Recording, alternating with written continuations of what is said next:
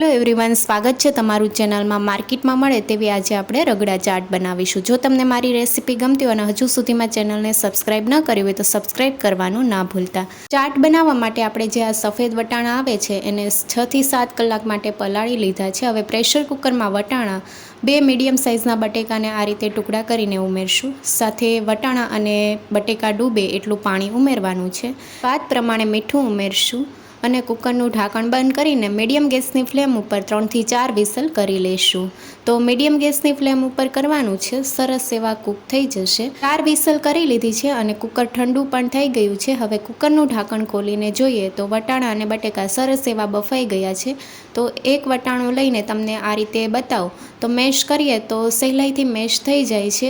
બધી જ વસ્તુ સરસ એવી બફાઈ ગઈ છે. હવે બટેકાને આપણે મેશ કરી લઈશું. બટેકાના દરેક પીસને આપણે મેશ નથી કરવાના, થોડા પીસ આપણે મેશ કરી લઈશું જેથી સરસ એવો ઘટ રગડો તૈયાર થશે. અને હવે આપણે રગડાનો વઘાર કરવા માટે પેનમાં 1 ચમચી તેલ ઉમેરશું. સાથે 1 ચમચી આખું જીરું કકડી જાય એટલે ચપટી હિંગ અને લીલા મરચાં ઉમેરીશું. તીખાશ તમે તમારા ટેસ્ટ મુજબ લઈ શકો છો.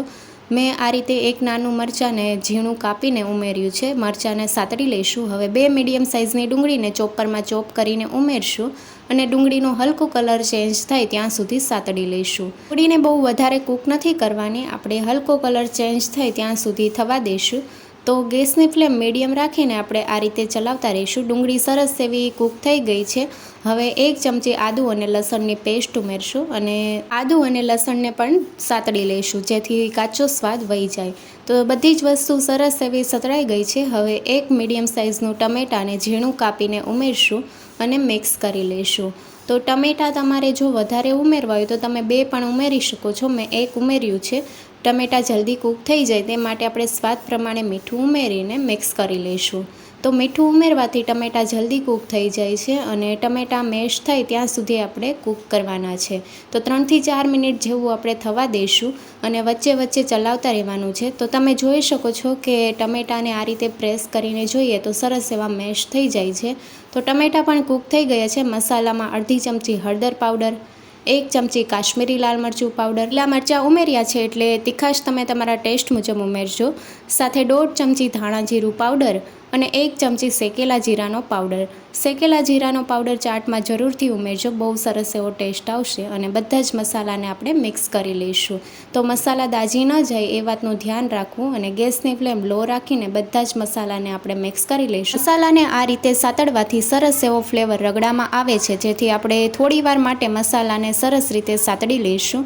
તો ગેસની ફ્લેમ લો રાખવાની છે. મસાલા સરસ એવા કૂક થઈ ગયા છે અને હવે આપણે જે બટેકા અને વટાણા બાફીને રાખ્યા છે એ ઉમેરશું. બટેકા અને વટાણાને આપણે પાણી સહિત જ ઉમેરશું અને મિક્સ કરી લઈશું. કરીએ તો થોડું ઘટ લાગે છે તો હવે આપણે જરૂર પ્રમાણે પાણી ઉમેરવાનું છે.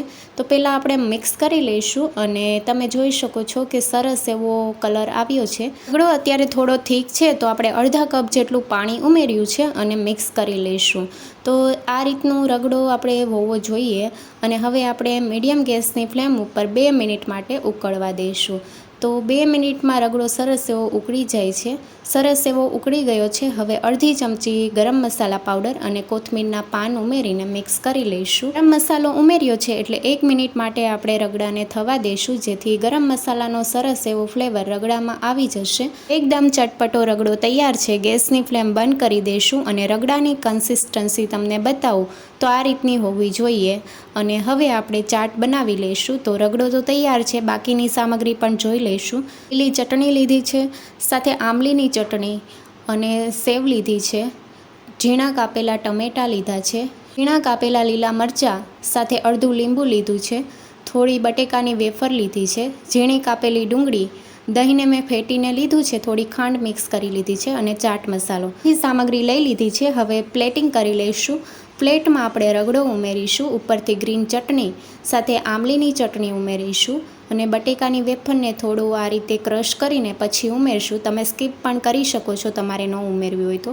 સાથે ડુંગળી ઉમેરીશું, ઝીણા કાપેલા લીલા મરચાં ઉમેરીશું. લીલા મરચાં રગડામાં પણ ઉમેર્યા છે. જો તમારે ઓછું તીખું ખાવું હોય તો તમે સ્કીપ પણ કરી શકો છો. દહીંમાં મેં 1 ચમચી ખાંડ અને 2 ચમચી દહીં ઉમેરીને ફેટી લીધું છે તો દહીં ઉમેરશું. ઝીણા કાપેલા ટમેટાં ઉમેરીશું. એકદમ ચટપટું બનાવવા માટે ઉપરથી આપણે મસાલા ઉમેરીશું. ચપટી મેં મીઠું ઉમેર્યું છે, સાથે ચપટી ચાટ મસાલો ઉમેર્યો છે, સાથે ચપટી લાલ મરચું પાવડર ઉમેરીશું અને અડધા ચમચી જેટલો લીંબુનો રસ ઉમેરીશું. જો તમારે વધારે ખટાશ ન ખાવી હોય તો તમે સ્કીપ પણ કરી શકો છો. સાથે સેવ અને કોથમીરના પાન ઉમેરીને સર્વ કરીશું. એકદમ ચટપટી અને માર્કેટમાં મળે તેવી ચાટ તૈયાર છે. જો તમને રેસીપી ગમી હોય તો ચેનલને લાઇક, શેર અને સબસ્ક્રાઈબ કરો. Thank you for watching.